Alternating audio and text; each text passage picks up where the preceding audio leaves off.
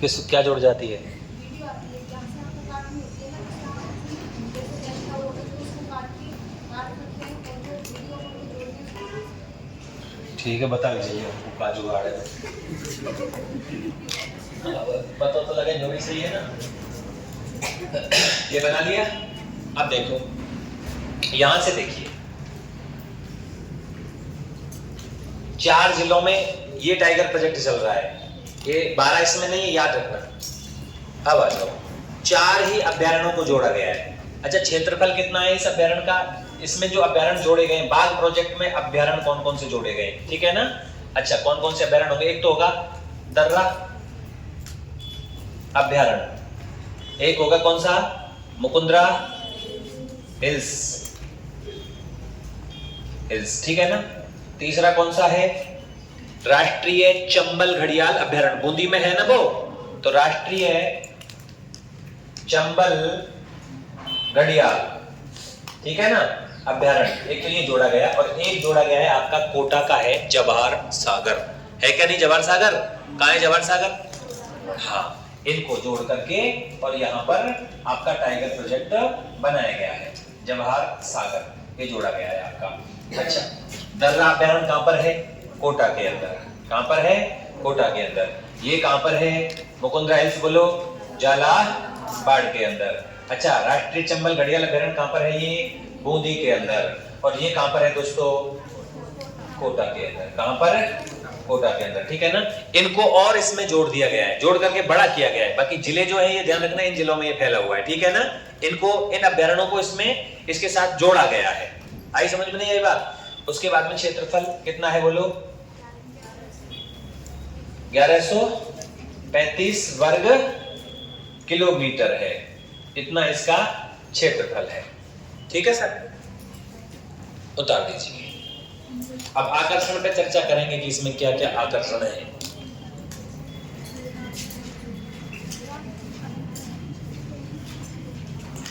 ये अभ्यारण्य जोड़े गए हैं, कुछ जिले हैं 4। ये तो क्या है इसमें? टाइगर प्रोजेक्ट में जिले, और ये क्या जोड़े गए हैं?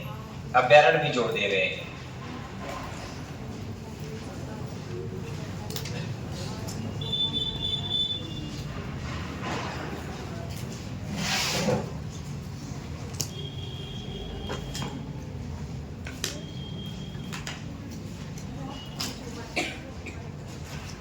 जवाहर सागर अभ्यारण्य का ज्यादा हिस्सा कोटा में आता है, और पीछे की पहुंच जो आती है वो कहां आती है? चित्तौड़गढ़ में।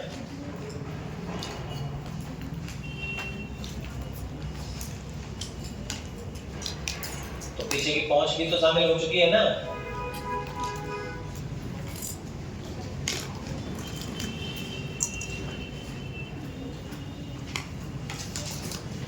अब देखो जो कौन कौन से अभ्यारण्य टाइगर प्रोजेक्ट में शामिल किए गए हैं, तो 4 किए गए हैं ना, और जिले भी 4 हैं।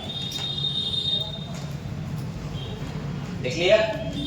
यहाँ दिक्कत है, इसलिए यहाँ ज्यादा चर्चा है, यहाँ समस्या है। बच्चा रटने से काम नहीं चलता यहाँ पर। जैसे बच्चा रट लेता है तो रटने का खेल ही नहीं है यहाँ समझने का है। यहाँ तुम वही करोगे, अब भी देख लीजिए, आधे से 3 दिन बाद में पूछूंगा ना, कोटा बूंदी बारा झालावाड़ का, तो रटो पढ़ो ना सब चीज। इसलिए ये याद रखना तुमको, है ना? चित्तौड़गढ़ है, 12 इसमें नहीं है टाइगर प्रोजेक्ट के अंदर। और राष्ट्रीय जो मुकुंदरा हिल्स अभ्यारण्य है वो कोटा और झालावाड़ में है। टाइगर प्रोजेक्ट 4 जिलों में चलाया गया है। टाइगर प्रोजेक्ट 4 में है, अभ्यारण्य कहाँ है? कोटा झालावाड़। क्लियर आई समझ में बात? ठीक है ना? अब चलते हैं आगे। अब सुन लो, लिखना नहीं है, पहले सुन लीजिए। इस अभ्यारण्य के अंदर एक चीज पाई जाती है। आकर्षण में बात करें तो आपको पता ही है, यहाँ पर मुख्य आकर्षण बाघ हो गया कि भाई बाघ परियोजना चला दिए तो बाघ तो हो ही गया, ठीक है ना? लेकिन आकर्षण के अंदर तुमसे जब पूछे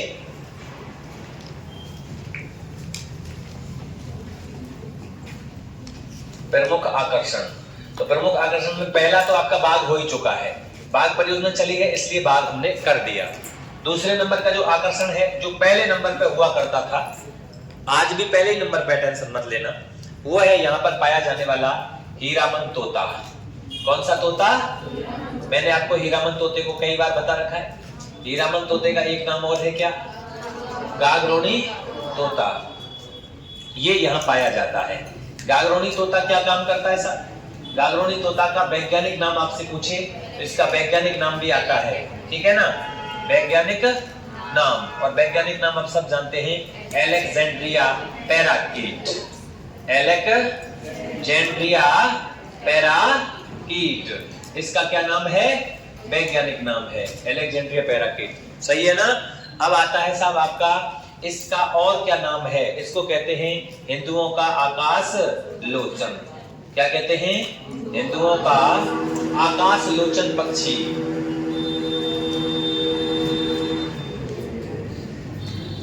एक नाम और है इसका, ये इसकी आवाज है ना मानव की तरह होती है। ये मानव की भाषा बोलता है। क्या बोलता है ये? मानव की भाषा बोलने वाला, मानव की भाषा बोलने वाला पक्षी भी है ये। और एक इसका नाम और है जिसको मैंने आपको बता रखा है, इसको यहाँ की भाषा में क्या कहते हैं? तोइया कहते हैं। क्या कहते हैं? तोइया पक्षी। और ये स्थानीय भाषा का नाम है, स्थानीय नाम है। कौन सा नाम है? स्थानीय नाम। और आपको ये पता है कि जब आप रावल रतन सिंह जी और पद्मिनी जी को पढ़ते हो तो एक तोते के बिना बात नहीं बनेगी, क्योंकि दिस इज बिचौलिया। बिचौलिया यही तो था, इसलिए ये याद रखना है आपको। ये आपने उस इतिहास में भी मैंने बताया, यहाँ भी मैंने तुमको बता दिया। हीरामन तोता, गागरोनी तोता, मानव की भाषा बोलने वाला पक्षी। आकर्षण में यही पहले आकर्षण हुआ करता था, ठीक है साहब। ऐसे तो बहुत सारी चीजें इसमें पाई जाती हैं। उसके बाद में इस अभ्यारण्य के अंदर औदिया और पाए जाते हैं। औदिया क्या होते हैं पता है? मैंने आपको बताया था औदिया अवलोकन स्तंभ।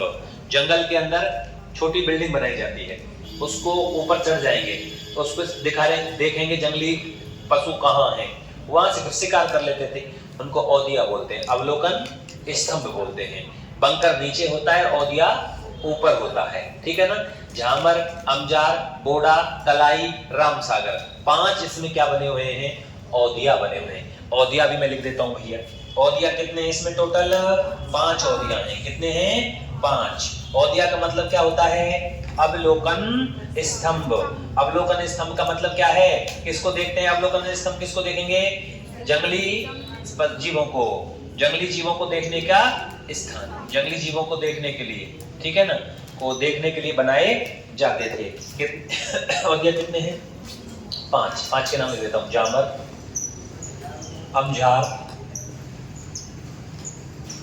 तलाई, बोडा, एक और है राम सागर। टिप लो, इसको उतार दो। ये हो गया अभी दूर आकर्षण में। और महल रह रहे हैं, भीम चौरी रह रहा है, भीम चौरी, राठा महल, राठा महल होते हैं आपके पांडोली जैसे मंदिर, ठीक है ना। और प्राचीन शैल आश्रय, मानव के साक्षी, कुछ चीजें और बची हैं। तो आकर्षण को उतारने के बाद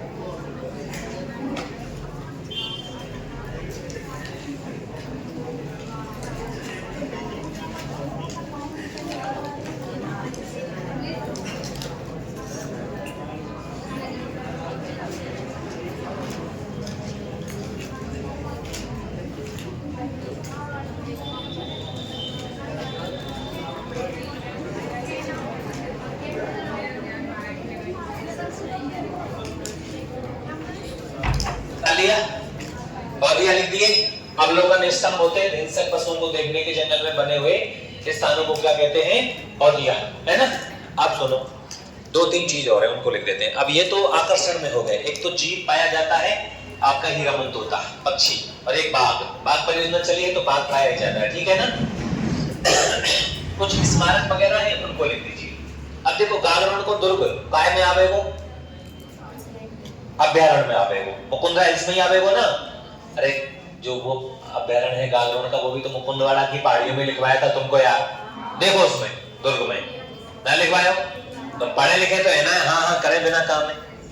तुम तो यूं कहते ना कि गागरोन को दुर्ग खेलनी में लिखवाया, वहां से नहीं लिखवाया हो, तुम कह सकते हो ये यार। अब लिखिए, अब आकर्षणों में लिखेंगे गागरोन का दुर्ग,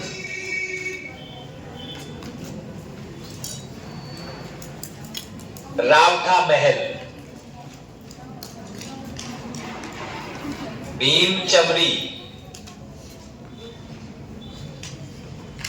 पब्लिक भीम चौरी, बांडोली के शिव मंदिर,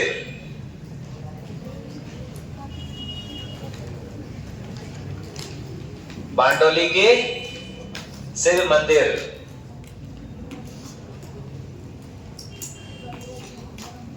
शैल आश्रय, प्राचीन मानव के शैल आश्रय,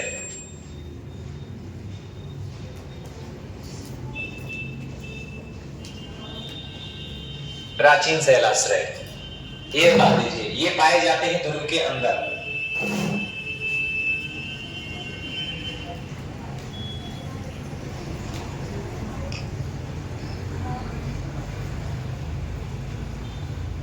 अमली मीणी का महल,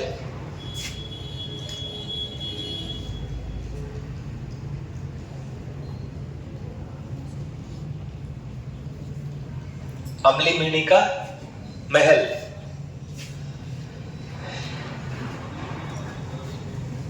राव मुकुंद सिंह हाड़ा की लवर, पासमान माने होता है लवर, देखिए मैंने लवर अंग्रेजी में। या अमली मिनी के महल से क्या बोले? मिनी ताजमहल। बेटा मैंने और भी कहीं लिखवाएगा ताजमहल, छोटा ताजमहल, हाड़ौती का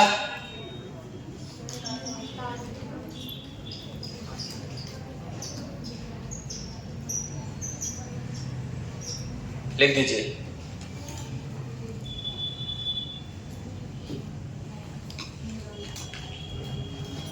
उतार दो।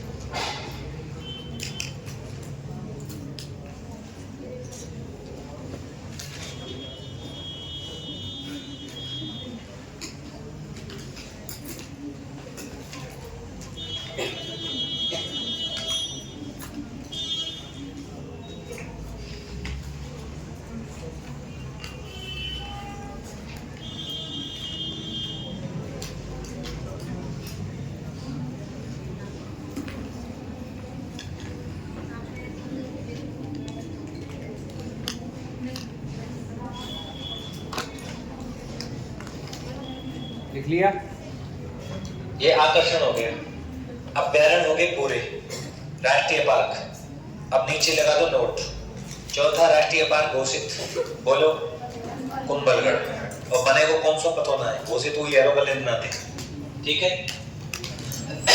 चौथा राष्ट्रीय पार्क घोषित बना लिया। इसके सामने तुम कहें तो ये बात और लिखवा दूं, ये मंदिरों में लिखवा दूंगा या नहीं लिखवा दूं, ये होण शासकों के द्वारा बनवाए गए थे, मिहिरकुल और तोरमान के द्वारा।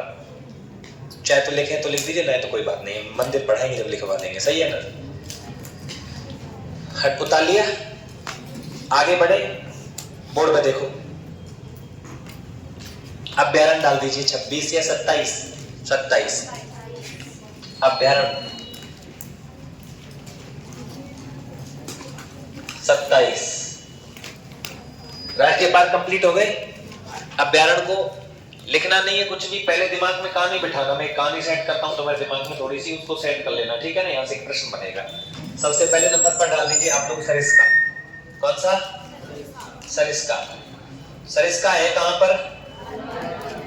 अलवर में है सरिस्का अभ्यारण्य। और सरिस्का अभ्यारण्य जो है दोस्तों वो कहां पर है? अलवर के अंदर है। ये तो सब जानते ही है ना इसको, तो अलवर में है, ठीक है।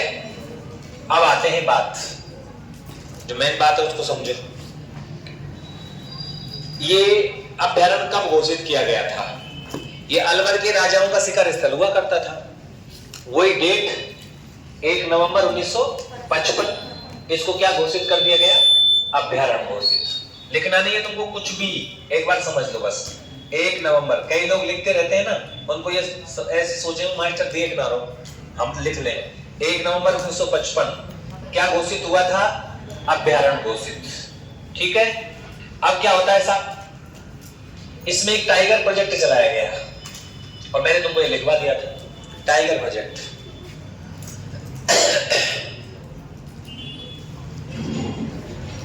टाइगर प्रोजेक्ट कब चलाया गया था इसमें? 1978 में, 74 में नहीं, 1978 में। 74 में चला कहां? रणथंभौर। 4 साल बाद 78 में चला कहां? सरिस्का में। सरिस्का कहां है? अलवर में। अब वर्तमान में जो टाइगर प्रोजेक्ट है, बाघ परियोजना है, ये अभी फिलहाल के 3 जिलों में बढ़ा दी गई है। टाइगर प्रोजेक्ट जो है ना, उन सबका क्षेत्रफल बढ़ा दिया गया। पहले 180 किलोमीटर का टाइगर प्रोजेक्ट था, टोटल इसका जो है वो 422 वर्ग किलोमीटर का क्षेत्रफल था, और उसको बढ़ा करके, और टाइगर प्रोजेक्ट का था 180, उसमें 422 में 180 था पहले, ठीक है ना। सरकार ने क्या किया, इसको बढ़ा दिया। पहले केवल सर इसका अलवर के अंदर टाइगर प्रोजेक्ट था, अब वर्तमान में इसको 3 जिलों के अंदर बढ़ा दिया गया है। तो टाइगर प्रोजेक्ट में कितने जिले सम्मिलित किए गए हैं साहब? जिले इसमें कर दिए 3 आपके। कौन कौन से जिले हैं देखो, एक जिला तो हो गया आपका अलवर। कौन सा हो गया? अलवर।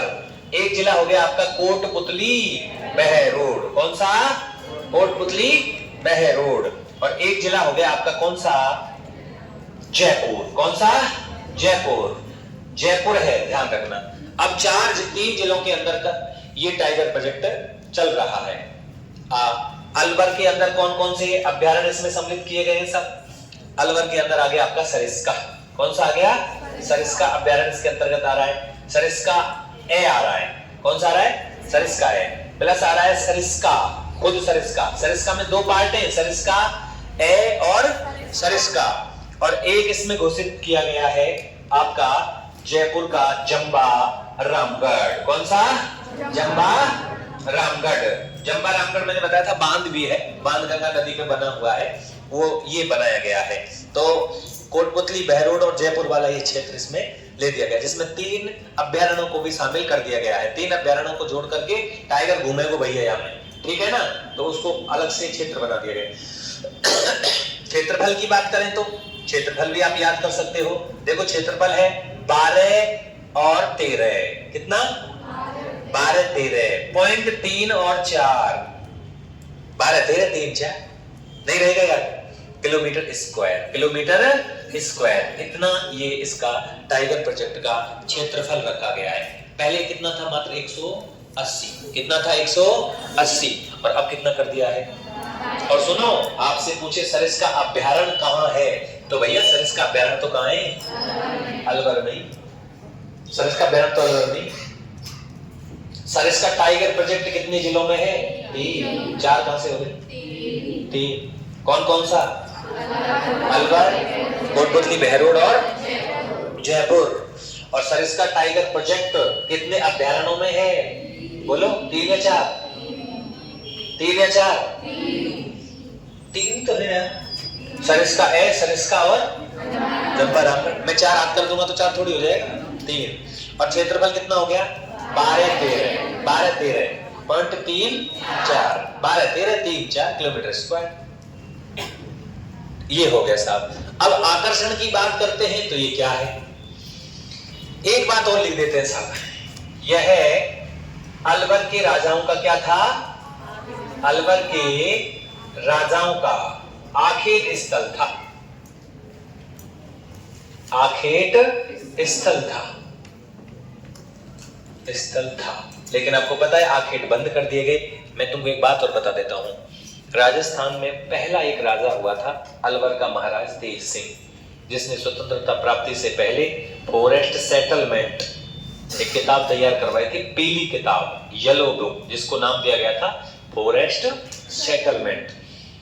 पहली रियासत जिसने इस प्रकृति को लेकर के, जीव जंतुओं को लेकर के, पेड़ पौधों को लेकर के जिसने किताब कानून जारी किया था, किताब लिख करके कानून जारी किया था, उसका नाम, उस रियासत का नाम ही क्या है?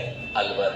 पहली रियासत जिसने शिकार पर प्रतिबंध लगाया, टोंक। उसने टोक दिया, कोई शिकार नहीं करेगा।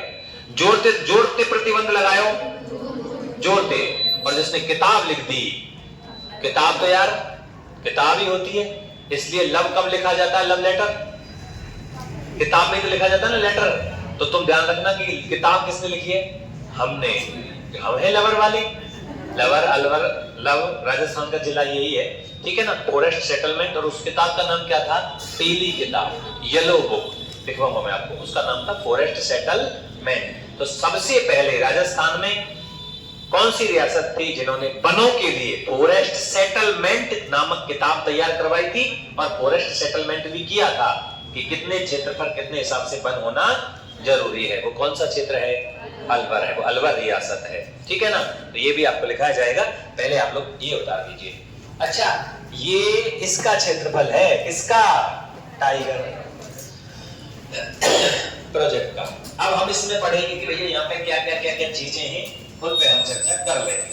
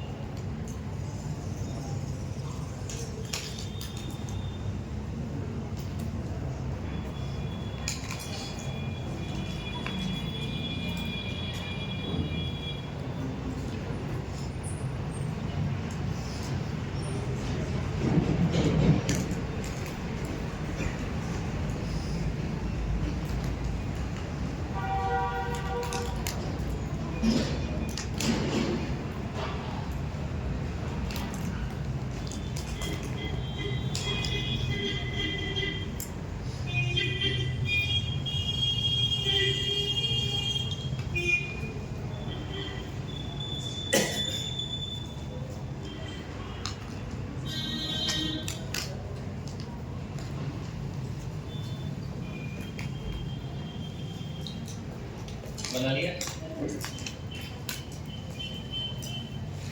टाइगरों की बातों को यही लिख देते हैं, टाइगरों में, है ना। कोई टाइगर नहीं है जिसका नाम है टाइग्रेस। अंग्रेजी में तो टाइग्रेस बोलते हैं ना, हिंदी में टाइगर नहीं।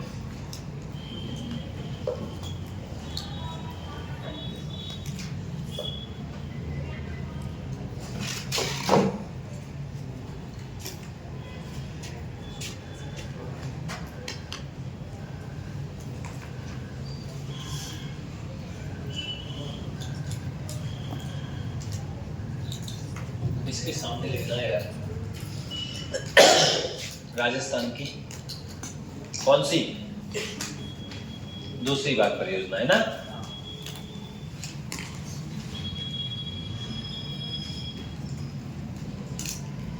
नीचे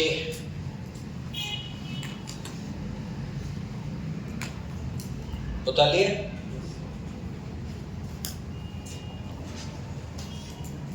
यहां तक तो उतार लिया होगा।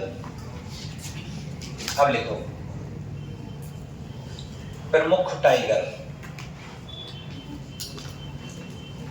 एक बाघ का नाम लिख देना, T17 T17 है ना।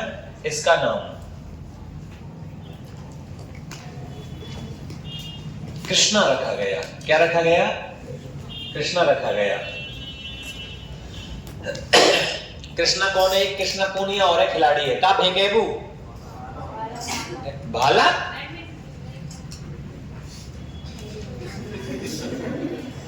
कृष्णा पुनिया भाला फेंकती है? क्या फेंकती है फिर? कुश्ती लड़ती है। हाँ कुश्ती लड़ती है। कुश्ती लिख दो।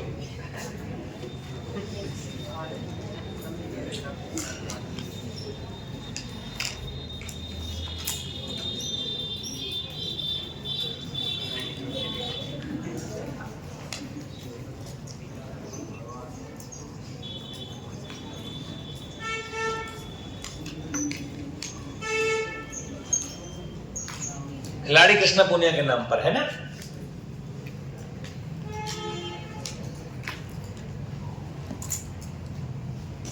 कृष्णा नाम रखा गया। T17 जो बाघ था उसका नाम क्या रखा गया था? कृष्णा। कृष्णा पुनिया के नाम पर। और कृष्णा पुनिया बेटा खिलाड़ी है डिस्कस थ्रो की। डिस्क थ्रो, चक्का फेंक। तुम मारे तुक्का।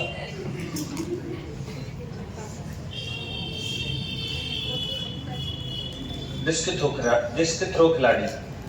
डिस्क थ्रो खिलाड़ी कृष्णा पुनिया के नाम पर रखा गया।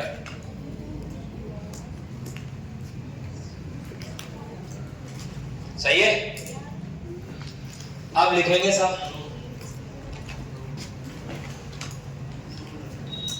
बाल तस्कर आयो साहब एक यहां पे।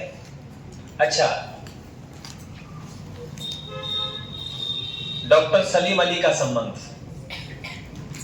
डॉक्टर सलीम अली नहीं, सलीम अली नहीं यार। टाइगर मैन कौन है? कैलाश सांखला। डॉक्टर कैलाश सांखला। डॉक्टर कैलाश सांखला का संबंध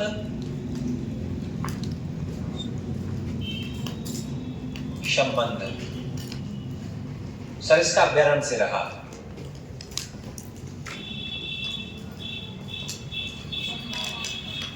अभ्यारण्य से रहा। उन्होंने जो कार्य कर्मस्थली रही है, उनका कर्मस्थली कौन सी रही है बेटाओ? सरिस्का रही है। कहां रही है? सरिस्का। और कैलाश सांखला को क्या कहते हैं भाई साहब? Tiger man. Tiger man of India. तो बेटा राजस्थान का टाइगर मैन किसे कहते हैं? तहसील को। किसको? अच्छा, फतेह सिंह राठौड़। ठीक है, टाइगर मैन ऑफ इंडिया। इन्होंने किताबें लिखी है, पुस्तक कितनी लिखी इन्होंने? 3।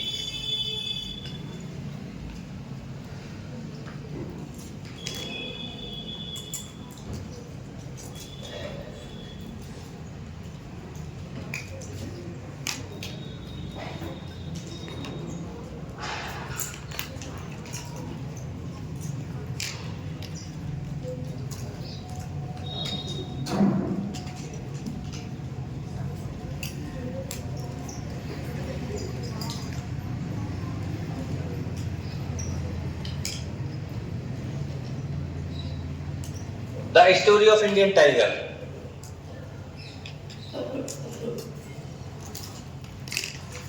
पहली किताब, दूसरी किताब,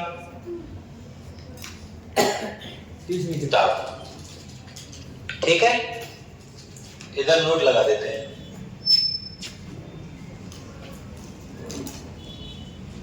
राजस्थान का टाइगर मैन कौन है?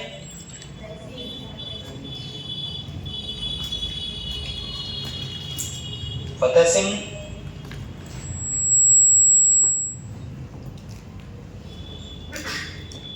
राठौड़,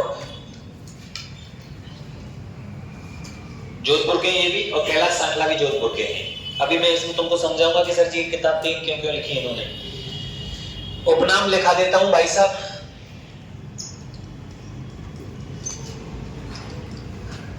बाघों की मांद कहते हैं इस अभ्यारण्य को। क्या कहते हैं?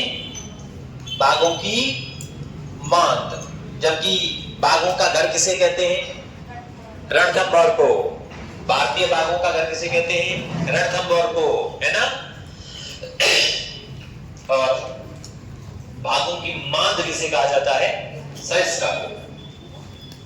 कैलाश सांकला जो टाइगर मैन है, उनका संबंध ज्यादातर यहाँ रहा है अलवर से, और उन्होंने रणथंभौर भी घूमे। वो वैसे तो सब जगह घूमे, लेकिन उनका जो कर्म स्थली रही वो कहाँ रही थी? सरिस्का रही थी।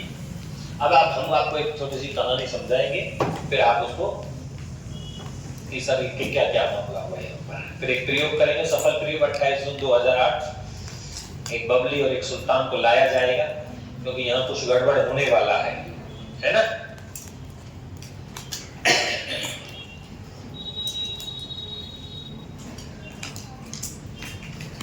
वो प्रमुख बाघिन है यार, ये बाघिन करना इसको, प्रमुख बाघिन। प्रमुख बाघिन का नाम टी17 है, और इसका नाम कृष्णा पूनिया के नाम पर रखा गया। कृष्णा पूनिया एक लेडीज है जो हरियाणा की रहने वाली थी। चूरू में उसका विवाह हुआ था, डिस्कस तो कि वो खिलाड़ी है, ठीक है ना, कृष्णा पूनिया। ठीक है, उतार लिया सबने?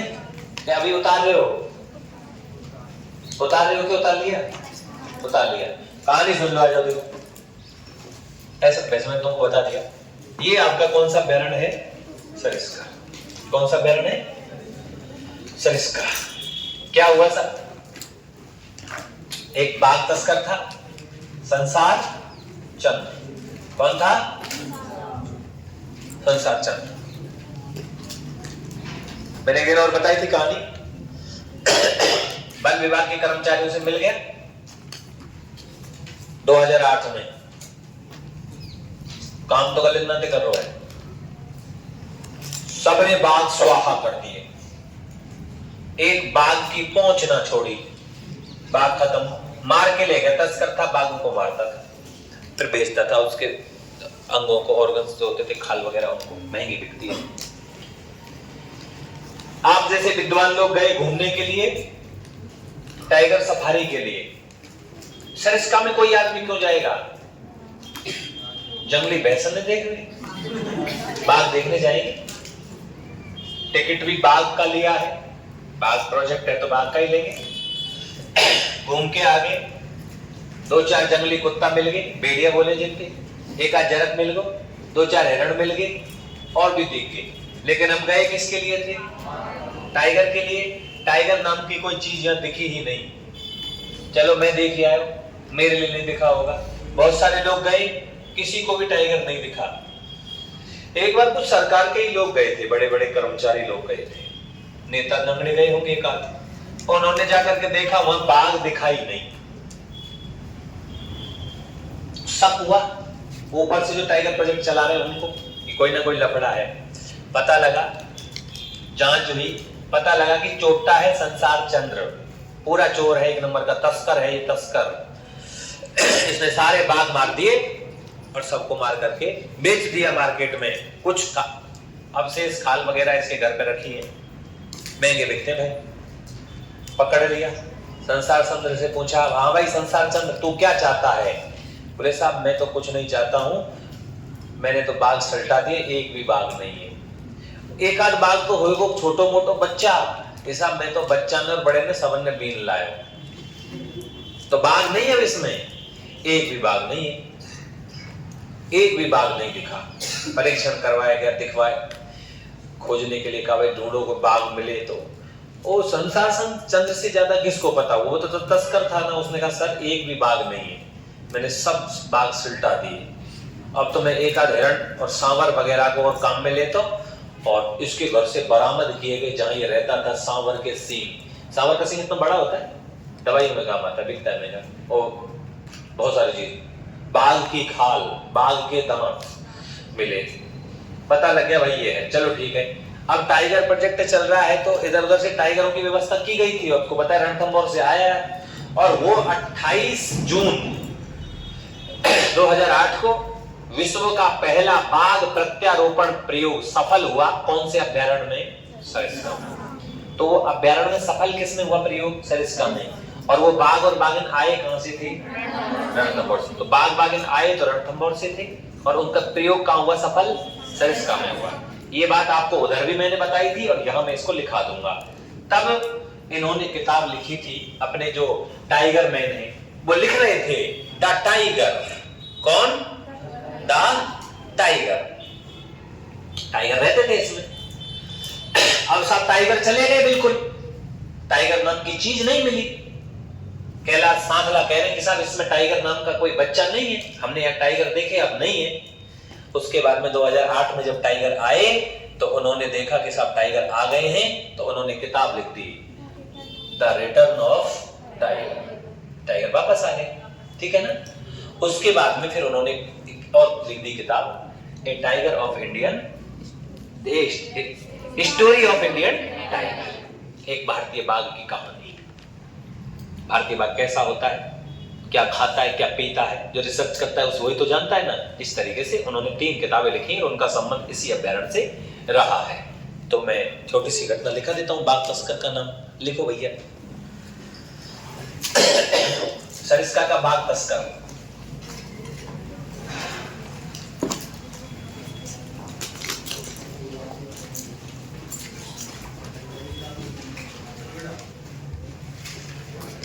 सरिस्का का सबसे बड़ा बाघ तस्कर कौन है? संसार चंद्र।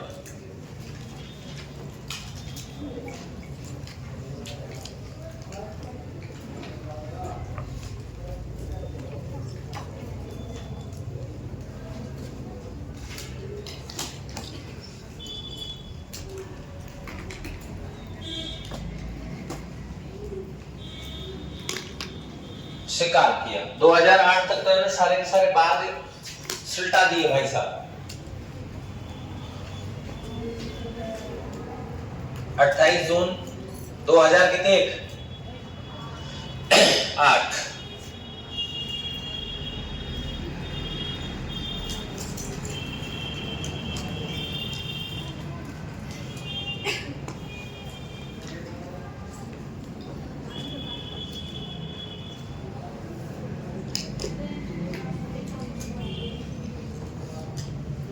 बाघ कहां से आए भाई? रणथंभौर से। ले तो ले रणथंभौर से। कौन कौन से? सुल्तान। और बबली क्या थी? बबली बदमाश थी ना? बबली बदमाश नहीं थी, बदमाश बताइए। और कहां आगे वो? सरिस्का।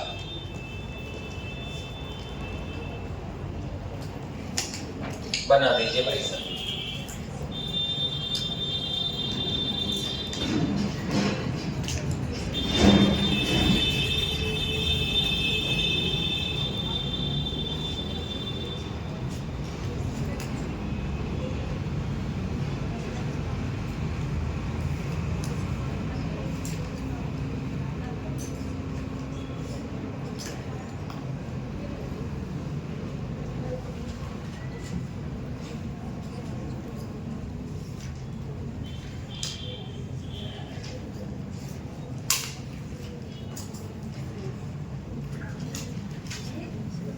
उतार लिया।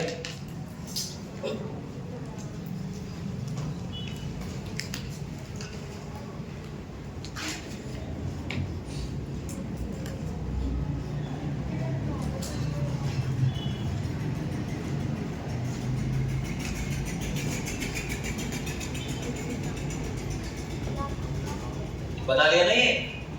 अब एक लाइन और लिख दूं। अब लिखेंगे सरिस्का की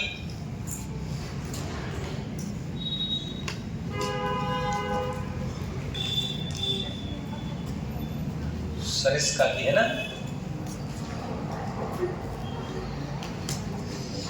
राजमाता।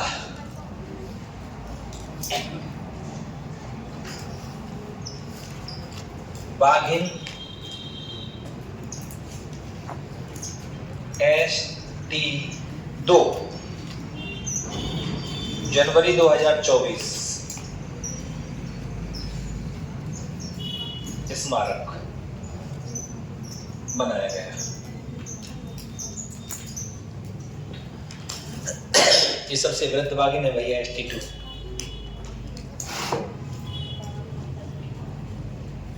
दो 2024 को इनका स्मारक बनाया गया था।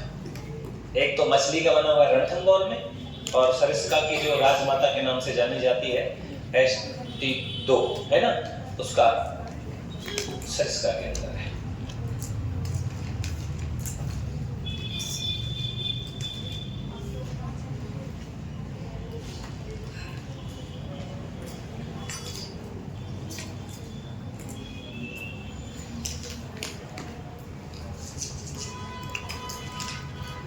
देखिए अपील करते हैं इसको पूरा आज ही करेंगे इसको, है ना।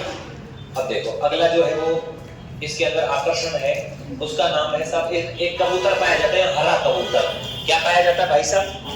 हरा कबूतर। आकर्षण नंबर 2 में आ जाओ, हरा कबूतर। बेटा यही पाया जाता है हरा कबूतर। और सुनो, हरे कबूतर को क्या कहते हैं पता है? हारिल पक्षी। क्या कहते हैं इसको? हारिल या हरियल। क्या कहते हैं भाई? हारिल या हरियल पक्षी। और सुनो इसकी विशेषता क्या है? जमीन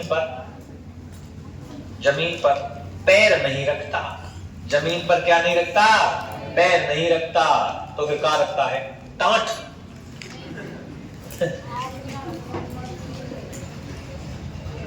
बैठते समय पैर में एक लकड़ी होती है। बैठते समय पैर में क्या होती है?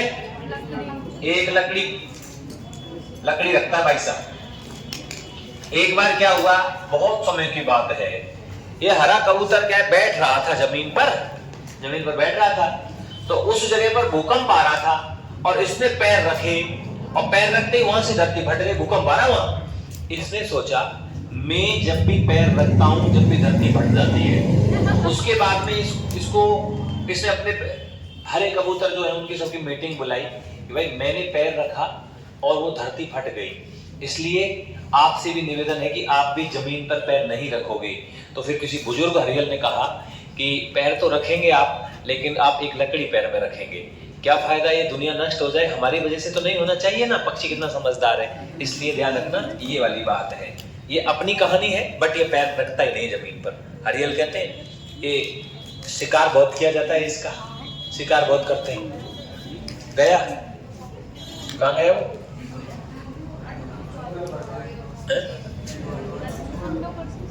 वापस आ जाएगा ना? सही है। हरा कबूतर। अब सुनो इधर देख लो, अरे लिखो मत। अब ये हरे कबूतर राजस्थान में 2 जगह और पाए जाते हैं। एक तो जगह है तिलोरा गांव अजमेर, और एक है थावला गांव नागौर।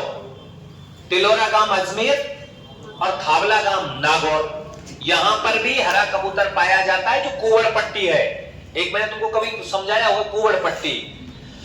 अजमेर से नागौर के बीच में फ्लोराइड युक्त जल पट्टी, जिसके पानी को पीने से आदमी में कुवड़ निकल जाता है। ऐसे यूं रहेगा, तुम सो गए जैसे मान लो, वहां पानी है, पानी खूब है। अजमेर से नागौर के बीच में जल पट्टी है, उसमें फ्लोराइड है, 10 ppp मात्रा होती है। ओ 1 ppp बहुत ज्यादा होती है, उसमें 10 pp मात्रा है। और तुमने वो पी लिया पानी, और खाट में सो गए तुम झोला वाली में। तो झोला वाली जानते हो, खाट थोड़ी सी ऐसे ही वहां में सो गए, और तुम खूब बढ़िया तंदुरुस्त आदमी हो। 10 दिन तुम लगातार उस पानी पी करके सो गए। अगले 11वें दिन तुम यूं चलोगे, यूं, और गलती से तुम कोई एक्शन में सो गए। जैसे आप अपने दोस्त से बात कर रहे हो रात में फोन पे, और यूं अगले दिन यूं बात करोगे। कैसे हो गए तुम? टेढ़े मेढ़े। अरे इसीलिए उसको कुवड़ पट्टी, उसको टेढ़ा पट्टी। और तुम गलती से सो गए, और तुम्हारा एक पैर यूं रह गया, एक पैर यूं रह गया, अगले दिन यूं रह जाओगे। आदमी हो गया बांका, उसको बोलते हैं बांका पट्टी। वो मैं तुमको भौतिक प्रदेशों में पढ़ाऊंगा, बहुत अच्छा प्रश्न आता है वहां से ठीक है ना? तो भैया नोट लगा दीजिए।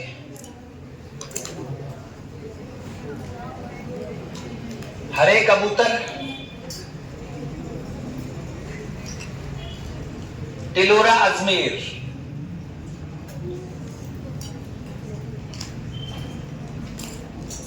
वे धावला नागौर में पाए जाते हैं।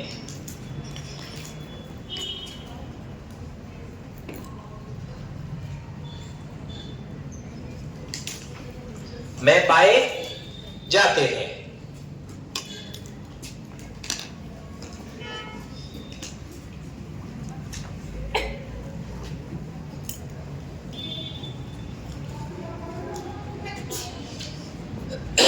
ठीक है ना? अब लिखेंगे साथ। तीसरे नंबर का आकर्षण साथ में लिखते चलो, अब तो तुमको समझ में आ जाएगा। दोस्तों सबसे ज्यादा मोर पाए जाते हैं, सर्वाधिक मोर। देखो राष्ट्रीय पार्क कौन सा है जहां पर सर्वाधिक मोर पाए जाते हैं? केवलादेव है राष्ट्रीय पार्क है वो। सर्वाधिक मोर, मोर पाए कहां जाते हैं सुन लो, काला घाटी में। कौन सा घाटी में? काला घाटी मोरों के लिए प्रसिद्ध है, काला घाटी में। उसके बाद में बेटा मोर को राष्ट्रीय पक्षी घोषित कब किया गया है? राष्ट्रीय पक्षी, राष्ट्रीय पक्षी घोषित कब किया गया बोलो? 1900 शाबाश 1963 में।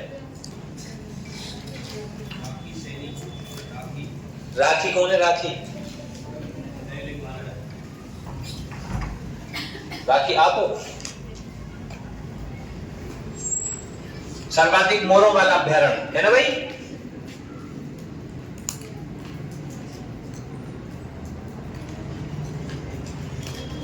अगर आपको मोर देखने हैं तो कहां देखने हैं? मोर कहां मिलेंगे? सरिस्का के अंदर भी कौन सी जगह पे? काला घाटी। इसीलिए काला घाटी को कहते हैं बेटा वो पीकॉक वैली। कौन सी वैली? बेटा मंकी वैली सबने पढ़ा होगा। गलता जी को कहते हैं मंकी वैली, बंदरों की घाटी। और पीकॉक वैली, मोरों की घाटी किसे कहते हैं? काला घाटी को पीकॉक वैली।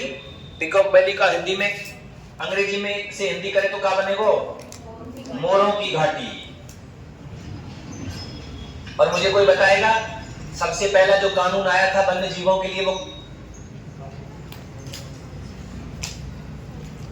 कौन सा कानून आया था? पक्षी कानून। कौन कौन से पक्षी रखे गए थे उसमें? कब आया था वो? 1950 1951 में। सही है, बनाओ इसको। सर्वाधिक मोर पाए जाते हैं बेटा।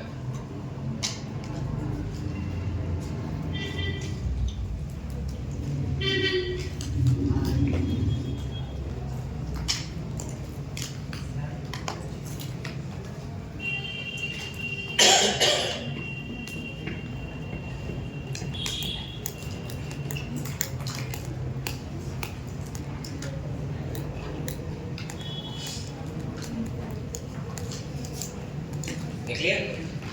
आगे बढ़े, अब लिखो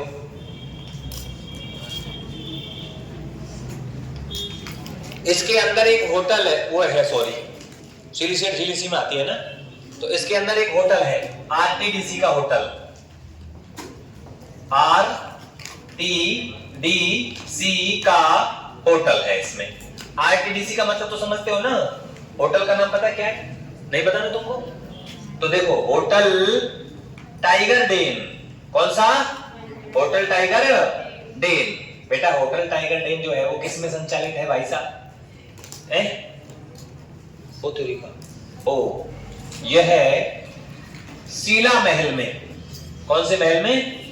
शीला महल में संचालित है। महल में संचालित है। अच्छा ये शीला जो महल है ये कितने मंजिला है? शीला महल नहीं पता तुमको? अच्छा 26 मंजिल नहीं, 26 कमरों का भवन है ये। 26 कमरों का भवन। और जो शीला महल है ये किसने बनवाया था? राजा विनय सिंह ने। राजा विनय सिंह ने और कौन सी झील के किनारे पर है ये? है सिलिसेट झील के किनारे पर।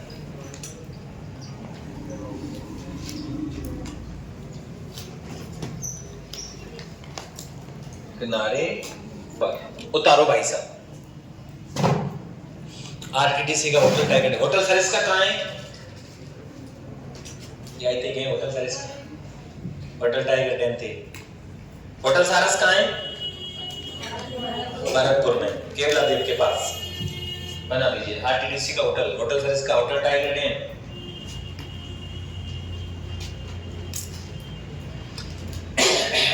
इसका एक नाम है होटल लेक पैलेस।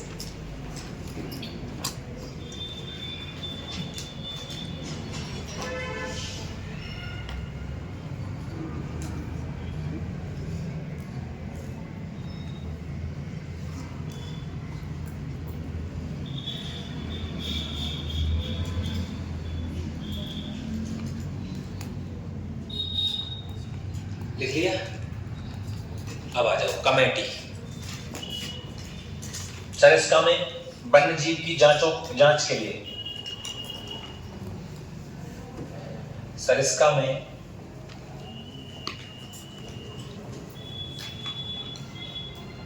वन्य जीवों की जांच के लिए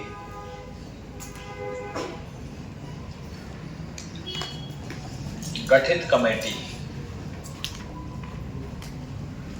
एक कमेटी का नाम तो है दोस्तों मल्होत्रा कमेटी।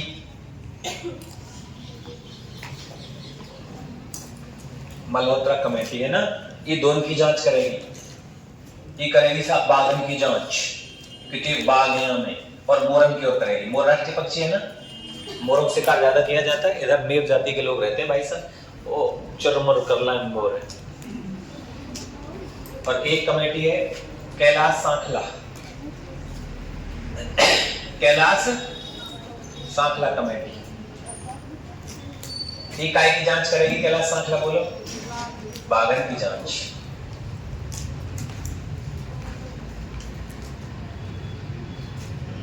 ठीक है ना, कमेटियों के नाम लिख लेना, पूछ लेता है। मोरों की जांच के लिए मल्होत्रा कमेटी का गठन किया गया।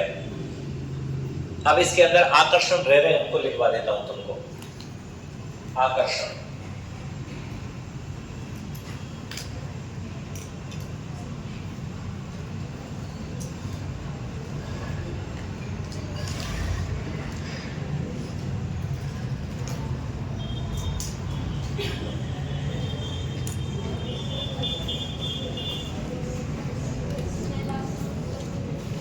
बता लिया सबने?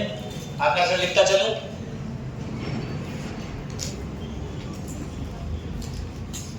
आकर्षण में देखिए और क्या क्या चीजें हैं। पहले नंबर पे सरिस्का, ओ सॉरी, बाला किला, बाला किला, पांडु पोल, पांडु पोल भर्तरी है भाई। पांडु पोल की तो गुफा है, और भर्तरी महाराज को कहा है? मंदिर है।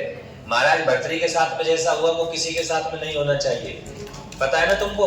इन्हीं की जो पत्नी थी और वो किसी दूसरे के साथ में आंखें लड़ा रही थी, आंखें नहीं पता नहीं क्या क्या लड़ा रही थी। महाराज आगे छोड़ छाड़ के, तेरी ऐसी तैसी पीरे वाली नार तेरे पावन में रोना, तेरे रूप को देख के मुझको बाबा जी होना। आगे जाओ, बाबा जी होगे सब, कोई बात नहीं। और पीले कपड़े पहन रखे थे उस दिन उसने, और चल दिए बाबा छोड़ के। बताऊंगा, हम संतों पढ़ाएंगे आपको, है ना। देख लिया? नैडा की छतरियां, नैडा की छतरी। नारायणी माता का मंदिर, नारायणी नाइयों की कुल देवी भाई साहब, नारायणी माता। बड़ी मस्त कहानी है भाई साहब। नारायणी माता के कुल देवी तो ये है नाइयों की, और मंदिर में पुजारी होता है मीणा। और नाई कह रहे हैं कि हम लेंगे या पद है, और मीणा कह रहे हैं कैसे कैसे ले लेंगे। देव में बताएंगे ऐसा क्यों हुआ। नारायणी माता मंदिर। क्रास्का का पठार, कौन सा पठार है? क्रास्का। बेटा क्रास्का के पठार पर कुछ लिखवाया था मैंने, क्या लिखवाया था? कांकनवाड़ी का फोर्ट, कांकन वाड़ी फोर्ट।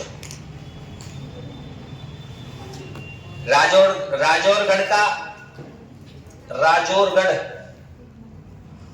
का दुर्ग, राजौरगढ़ का दुर्ग अलवर में है। टहला है ना, टहला का नीलकंठ महादेव,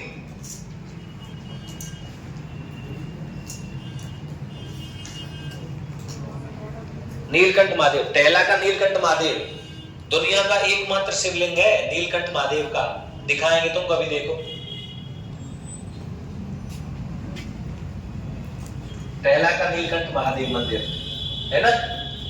और लिखिए आप, इसलिए 9 गजा जैन मंदिर,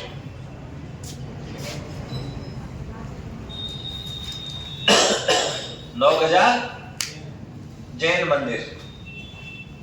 ताल वृक्ष, बेटा जानते हो ताल वृक्ष कैसे पानी है? गर्म में ठंडे पानी के कुंड।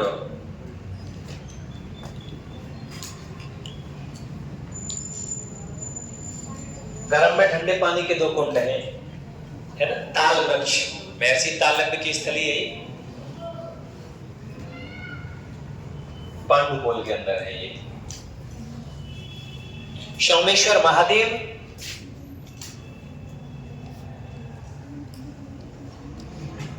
नृत्य गणेश, रनालेगढ़ भांगड़न में।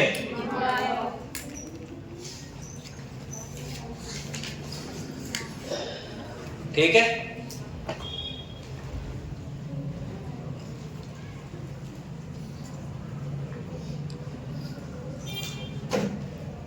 उतार दीजिए। ये अपना कंप्लीट हो रहा है।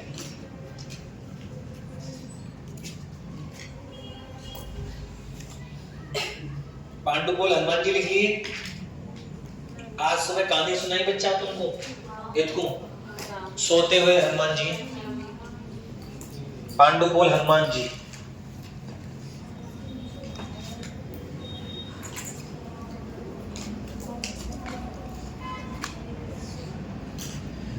लेटे हुए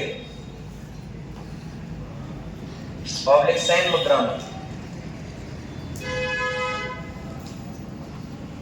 लेटे हुए ऑब्लिक सैन मुद्रा में हनुमान जी का मंदिर है।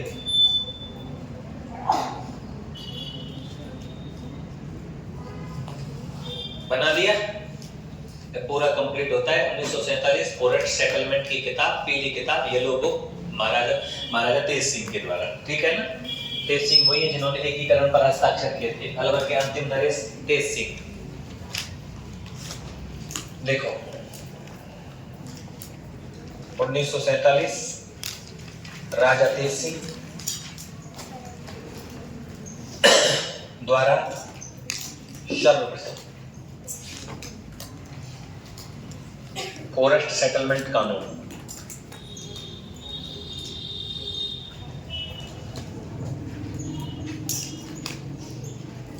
तैयार करो।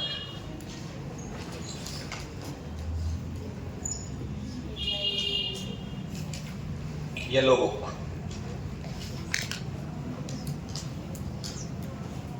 पीली किताब,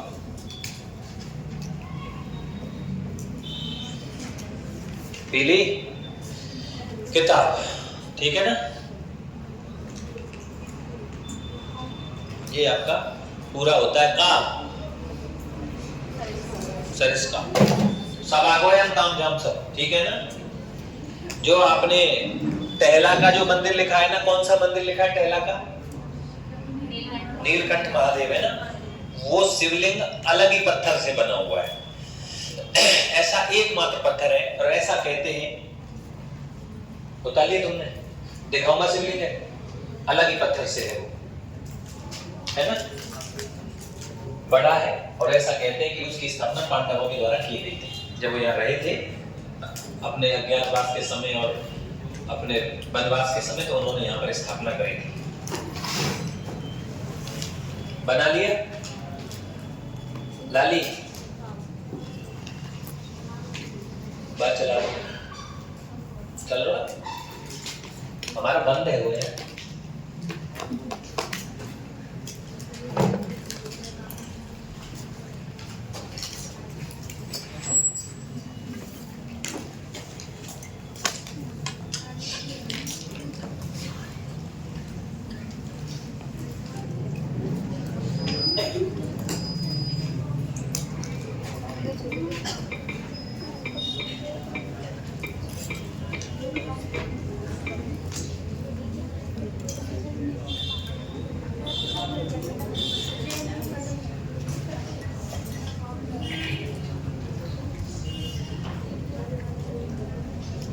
देखिए ये मंदिर है, वो बहुत शानदार है, ये टहला में है ना, ये पूरा भी पूरा बहुत शानदार मंदिर है, जबरदस्त।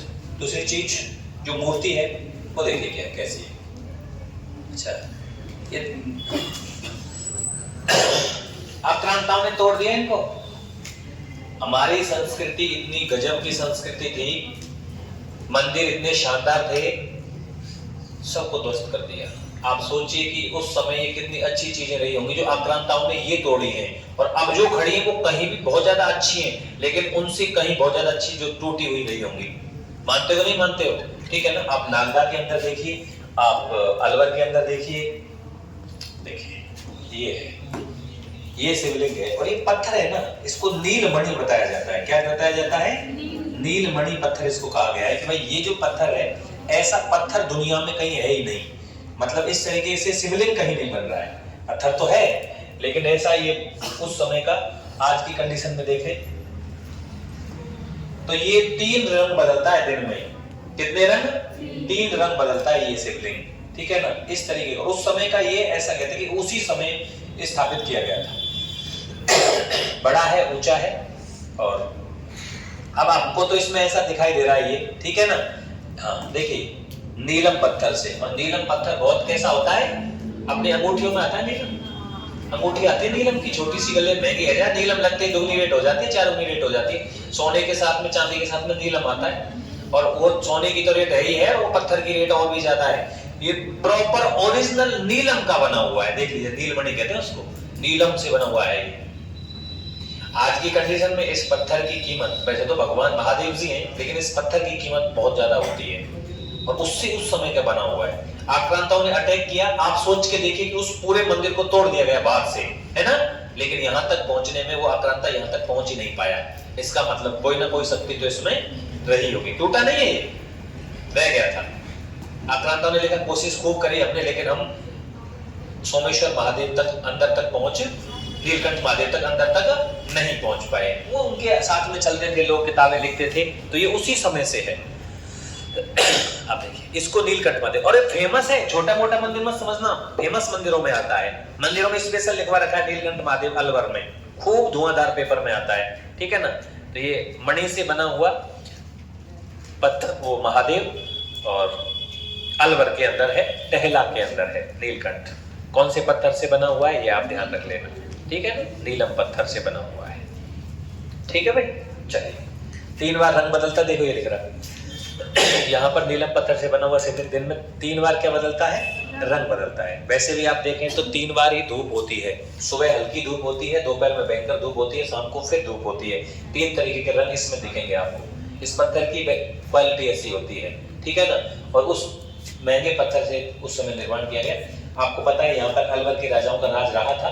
पहले अलवर के राजाओं ने राजगढ़, टहला और राजौरगढ़ के आसपास ही अपना निवास बनाया था, बाद में वो अलवर आते हैं, ठीक है ना। तो ये ध्यान रखिएगा थोड़ा सा, बस ये बाकी कंप्लीट है। बाकी तो अपने नारायणी माता वगैरह धाम तो सब देखे हुए, लेकिन ये मंदिरों में मुझे दिखाना नहीं पड़ेगा, वहाँ से मंदिरों में से स्पेशल प्रश्न इसका बनता है, ठीक है ना।